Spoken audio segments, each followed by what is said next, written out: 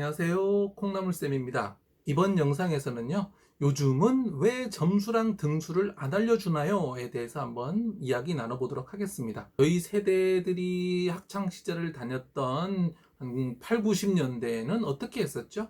네, 단원평가, 종합평가 뭐 이렇게 봐서 1번부터 25번까지 해서 뭐 4점이나 5점에서 100점 만점으로 딱 나오죠?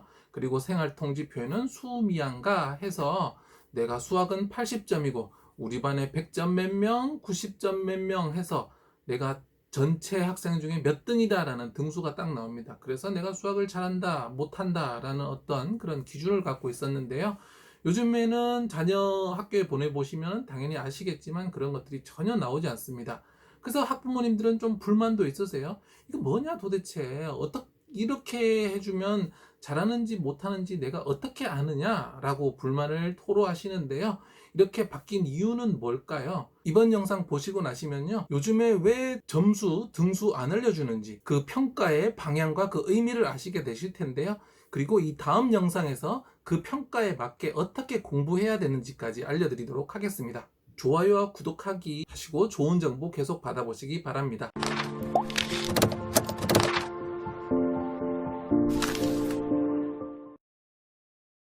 요즘은 왜 점수랑 등수를 안 알려주나요? 첫 번째로는요, 최근 평가의 흐름에 대해서 먼저 좀 말씀드리겠습니다. 최근 평가는요, 크게 세 가지라고 보시면 됩니다. 첫 번째, 과정 중심 평가. 이것이 지금 엄청나게 교사들 사이에서 이 이야기가 되고 있고 교육이 이루어지고 있습니다. 두 번째로는요, 수행평가고요. 수행평가는 사실 나온 지 굉장히 오래됐습니다. 거의 20여 년 됐는데요. 계속 유지되고 있는 거고요. 마지막 세 번째는 질적 평가라고 하겠습니다. 그러면 이것이 무엇인지 이해하기 위해서 저희가 학교를 다녔던 그 예전의 평가와 한번 비교해 보겠습니다. 최근에는 이제 과정 중심 평가라고 했죠. 저희가 학교 다닐 때는 결과 중심 평가였습니다. 과정 중심 평가는요, 학습이 일어나는 과정에 평가를 하고 이 평가가 또 학습에 다시 영향을 줘서 더 개선을 시킨다. 이런 개념입니다. 과거의 결과 중심 평가는 공부를 했으니까 네가 얼마나 잘하는지 최종 결과를 확인하겠다라는 거예요. 그래서 공부 결과를 100점 만점 시험지에 봐서 너는 95점짜리 학생, 너는 75점짜리 학생, 너는 우등생, 너는 열등생이라고 아이의 결과를 가지고 아이를 순서를 배치하는 그런 평가였습니다. 하지만 과정 중심 평가는요, 앞에 말씀드렸다시피요, 공부가 다 끝났어. 그래서 너는 어떤 아이야? 라고 묻는 것이 아니고요, 바로 이 학습의 과정에 평가가 들어가서 학습 과정을 선생님이 보고요.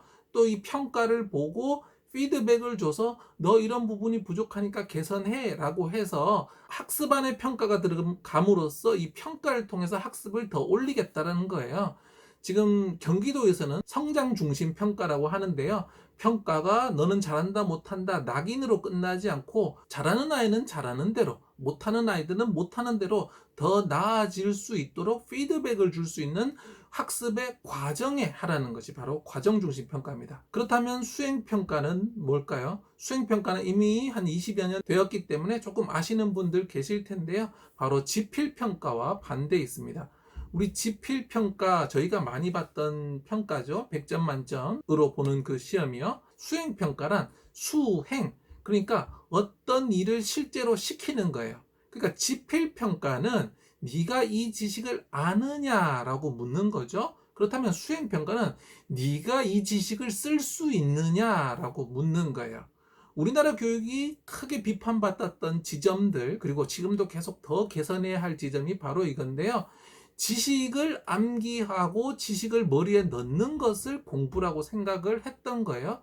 그런데 아이들이 성장을 해서 사회에 나가봤더니 아니 100점 만점 맞고 우등생인 줄 알았는데 실제로 업무 능력을 보니까 엉망진창이야. 아무것도 할 줄을 몰라 이런 거죠.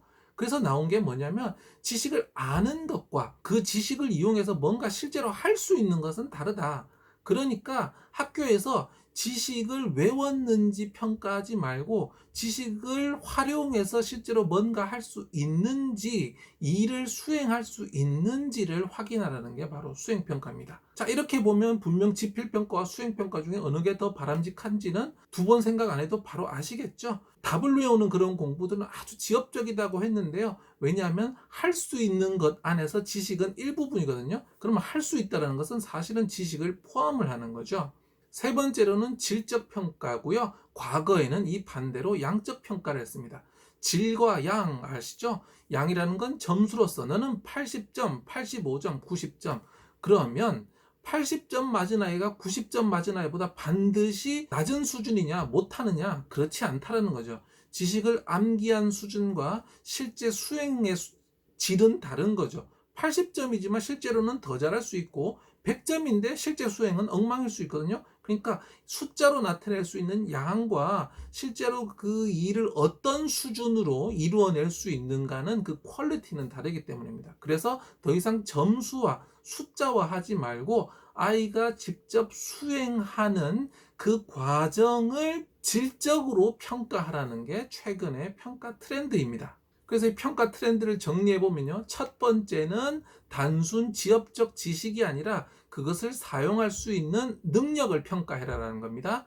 두 번째로는 양적으로 만들어 가지고 너는 90점, 그래서 너는 2등이라는 양적인 결과를 내지 말고 이 아이는 말을 조리 있게 할 수 있으나 목소리가 작고 남을 배려하는 태도가 부족함이라는 식으로 질적으로 평가하라는 겁니다.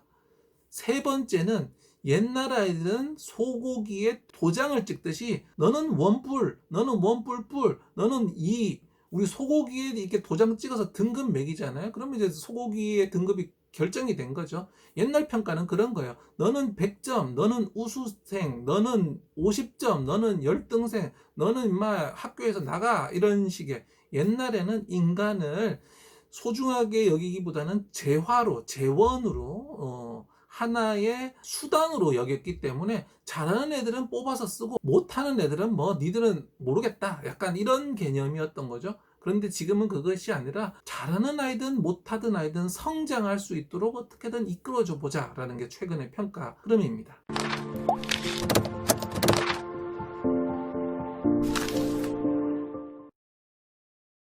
요즘은 왜 점수와 등수를 안 알려주나요? 두 번째로는요. 먼저 평가 방법을 볼까요? 수행평가, 과정평가, 질적평가를 위해서는요. 주로 하는 것이 첫 번째 구술입니다.